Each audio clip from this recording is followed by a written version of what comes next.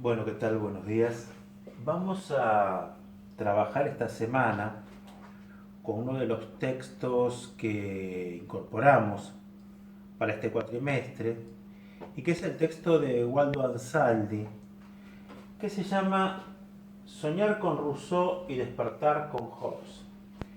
Es un texto de los años 80, fines de los años 80, y tiene que ver un poco con una suerte de síntesis de todo el proceso de 1810 en adelante, y pone sus bases fundamentalmente en lo que es la idea de la construcción del modelo oligárquico, pero también, y esto de alguna manera va relacionado con textos que vimos como El gendarme necesario de Lynch o el texto de Gabriel Negreto sobre la cuestión liberal republicana, tiene que ver fundamentalmente con la idea de la construcción del Estado. Ustedes van a encontrar de alguna manera el desarrollo de este texto, especialmente desde la página 79, muchas similitudes con algunas de las apreciaciones que estuvieron viendo con Formación del Estado de Oscar Oslak. Y me parece importante marcar fundamentalmente una suerte de criterios de elaboración propia que tienen que ver fundamentalmente con la idea Foucaultiana de construcción de la gubernamentalidad. Fundamentalmente entonces vamos a decir que iniciamos el análisis a partir del concepto de revolución pasiva. ¿Qué es la revolución pasiva? Es un proceso que van a llevar adelante en una suerte de alianza de clases o de sectores los grupos oligárquicos. ¿Con qué finalidad?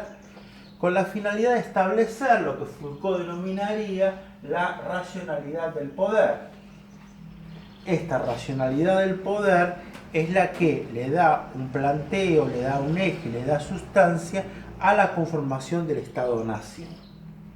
Esto lógicamente es parte, lo que dice el texto de Ansaldi, parte una propia elaboración que tiene que ver por mi tesis de análisis estadual. Muy bien, esta racionalidad de poder o construcción del poder que se hace del Estado, lo que dice Ansaldi de alguna manera es que comienza a sustentarse en razón de la Constitución de 1853. A partir de 1853, lo que la Constitución nos ofrece, más allá de ser un contrato social en sí, la Constitución, es lo que podríamos denominar nosotros una ortopedia estatal. Concepto muy de Foucault. Ortopedia estatal. Esta construcción de ortopedia estatal nos da la idea de un Estado con una serie de aparatos, dispositivos, técnicas, tecnologías, tendentes a conformar el Estado-Nación, en este caso el Estado-Nación argentino. Esto que estoy explicando desde el punto de vista de Argentina sería totalmente aplicable a cualquier otro modelo de construcción de Estado-Nación en América Latina. Tomamos el modelo de Argentina porque el texto de Ansaldi se remite fundamentalmente a esta construcción. Y a partir de ahí, de esta idea de ortopedia estatal, de esta idea de gubernamentalidad, o sea, de racionalidad del poder, nosotros vamos a entender que se van a establecer tres aparatos de construcción para el funcionamiento del Estado. O sea, la gubernamentalidad, o sea, el razonamiento de poder de los grupos oligárquicos va a conformar esta estructura a partir de cuatro aparatos fundamentales. El primer aparato es el aparato gubernativo, que apunta fundamentalmente a los, digamos, poderes ejecutivos en todas sus escalas: presidente, gobernadores e intendentes de los municipios. O sea, las tres, digamos, escalas estaduales de mayor a menor. La construcción del poder ejecutivo, que tiene que ver con la administración, la gestión y el manejo del poder.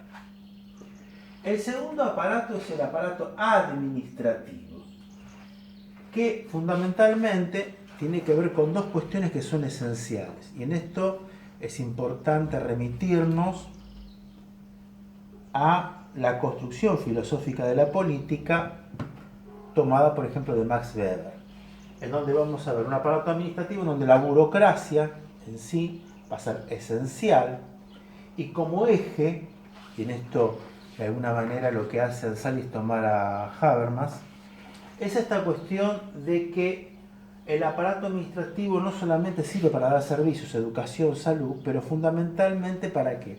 Para ser un aparato de recaudación impositivo. Si el Estado no recauda no puede funcionar. Luego viene el aparato judicial, el tercero. Y hay una palabra que me parece muy significativa de esto, porque tiene que ver con este criterio de que el aparato judicial tiene la función de regular socialmente el capitalismo. O sea, lo que trata de marcar Ansaldi es que nuestro sistema judicial es un sistema judicial capitalista, creado fundamentalmente sobre ejes centrales que tienen que ver con la defensa de los bienes jurídicos, y dentro de ellos con uno que es fundamental para este criterio de construcción capitalista, que es la propiedad privada. Aparato judicial. Dentro de ese aparato judicial aparece, ¿sí?, uno de los que nosotros conocemos como contextos de encierro y que tiene que ver con el sistema penitenciario, el servicio penitenciario, o sea, en donde las personas van a cumplir sus condenas por delitos cometidos. Esto abre toda una suerte de abanicos de repensar un poco que las construcciones que vienen de fines del siglo XVIII en adelante van a tener que ver con la generación de todos estos dispositivos, institutos, mecanismos, tecnologías, etc. Y por último, el aparato represivo. Dentro del aparato represivo tenemos lo que tiene que ver con las Fuerzas Armadas, en esta primera etapa lo que es Ejército y Marina, y con función especial en lo que es la defensa nacional, o sea, la defensa con respecto a cuestiones exteriores, y por otro lado, lo que va a tener que ver con la conformación de las policías, en un rol fundamental en lo que es la seguridad interna dentro del territorio. Ahora bien, esto va a tener un eje en algo que es fundamental y siempre rescatamos a Weber en este tipo de análisis, y es que al Estado le puede faltar cualquier cosa, pero lo que nunca le puede faltar es el monopolio legítimo de la violencia. O sea, si un Estado no está en condiciones de poner orden, acuérdense lo que hablamos de Rosas, acuérdense lo que hablamos de los caudillos, ¿sí?, el Estado no existe, ¿no? Entonces, el monopolio legítimo de la violencia, el orden público, es un eje central de construcción del Estado-Nación. Y dentro de eso es importante mencionar que en los primeros tiempos esta suerte de monopolio legítimo de la violencia no va a ser tanto rol de la policía, digamos, de la policía va a ser mucho más de cercanía, una cuestión más localista. Las Fuerzas Armadas, especialmente el Ejército, va a tener un rol fundamental en todo esto a partir de la represión que se va a llevar a cabo sobre el contexto del hombre desnudo, lo que los antropólogos denominan como aquellas figuras que son el resabio de estadios anteriores de evolución social. Y dentro de este contexto aparecen los tres elementos centrales que tienen que ver con lo que fue la guerra con el Paraguay entre 1865 y 1870, la guerra contra los caudillos que quedaban de las democracias inorgánicas y sustentadores o reivindicadores de viejos tiempos federales.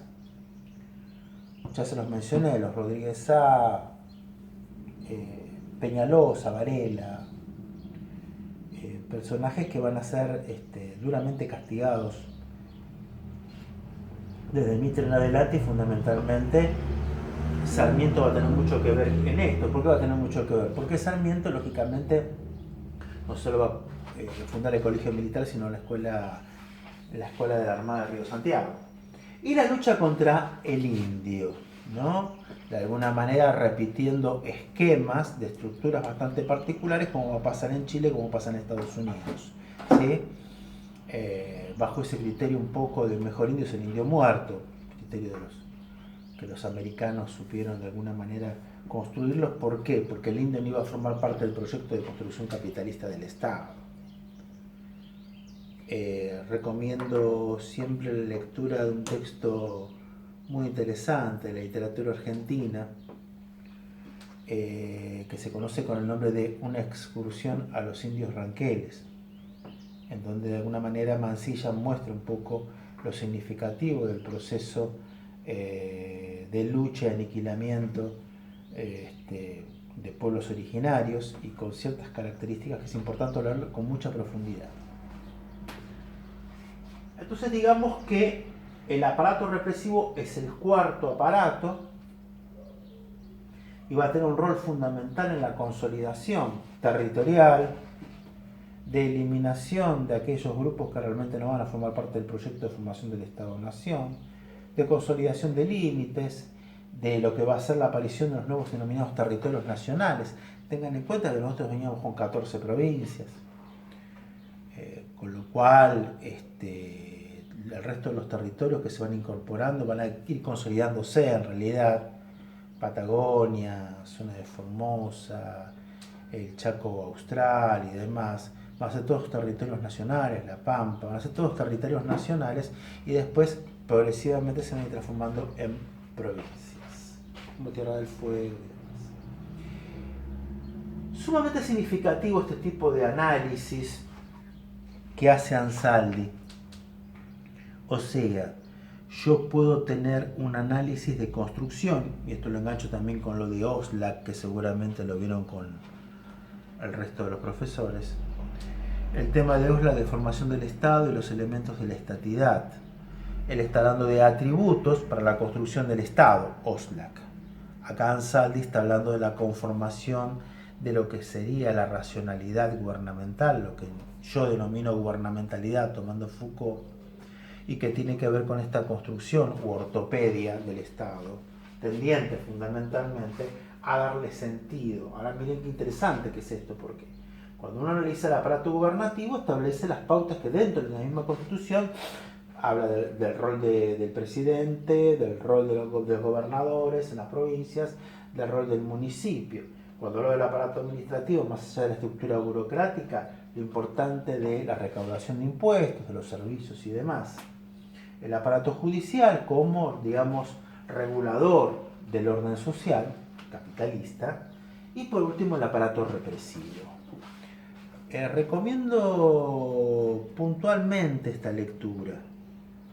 Es de mi interés que sea estudiada y que sea evaluada pertinentemente, y que se hagan todas las consultas con referencia a este artículo. Repito, Waldo Ansaldi, Soñar con Rousseau y Despertar con Hobbes, fundamentalmente desde la página 79.